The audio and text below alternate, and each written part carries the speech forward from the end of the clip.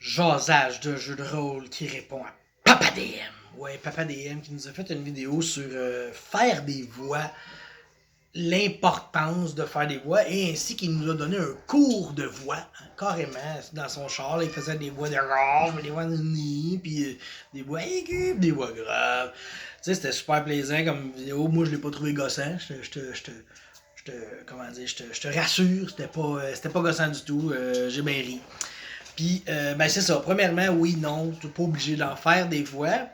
Puis je trouve que, à la limite des NPC, j'en fais quasiment moins.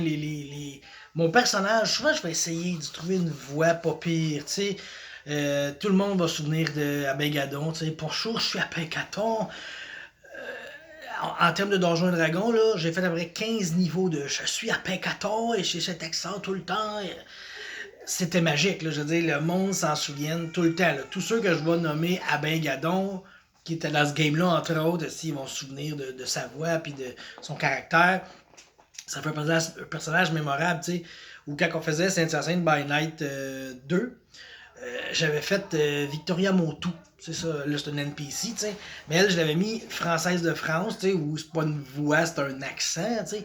Mais ce qui était bien, c'est que je parlais à la française, puis quand c'est Andréane qui la jouait, parce qu'on jouait à 2 mètres dans cette chose-là, ben tout ce qu'elle avait à faire, c'était prendre l'accent français, puis on savait que c'était elle qui parlait, tu sais. Fait que ça, c'était pas payé, mais des fois, elle oubliait, tu sais. Mais sinon, souvent, tu sais, je vais dire, OK, le barman dit ça, tel, tu sais, j'en fais pas beaucoup de voix. Je dirais que peut-être 10% de mes NPC ont une voix ou un accent unique.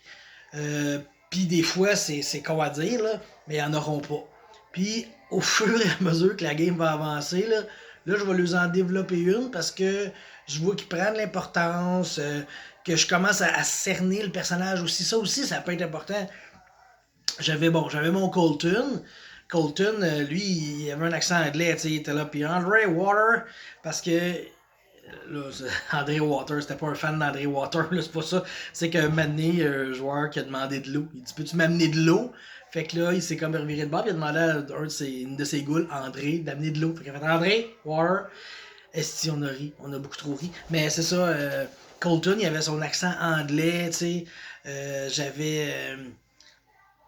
J'avais un vieux noce aussi, parlait de même, tu sais, un petit peu italien, pas propre, là, tu sais.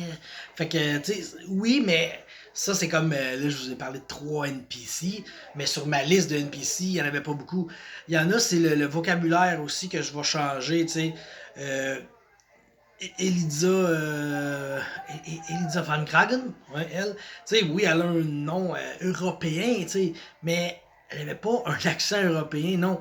Elle avait un langage grossier, là. Elle insultait tout le monde quand elle parlait. Toi, ce petit cornichon, qu'est-ce que tu fais là? Puis, tu sais, gros-toi le cul, gros crise d'épée. Fait qu'elle, elle parlait comme ça, tu sais, fait que ça faisait comme un clash entre la petite fille de genre 20 ans, bon, la petite vampire qui a 20 ans, mais qui parle comme une charrue qui débarque du fin fond d'un rang puis qui insulte des cochons puis tu sais toutes ces affaires même j'aime ça faire des voix puis même je vais sûrement réécouter ta vidéo Papa DM parce que tous les trucs que tu donnes, de gorge, tout ça, nez, j'ai jamais vraiment porté attention à ça dans ma vie. Moi, je faisais une voix, puis et voilà. Mais là, en sachant la mécanique d'une voix, ben, ça peut être plus intéressant pour moi de créer des voix. J'en ai fait quelques-unes, puis des fois, ça colle pas.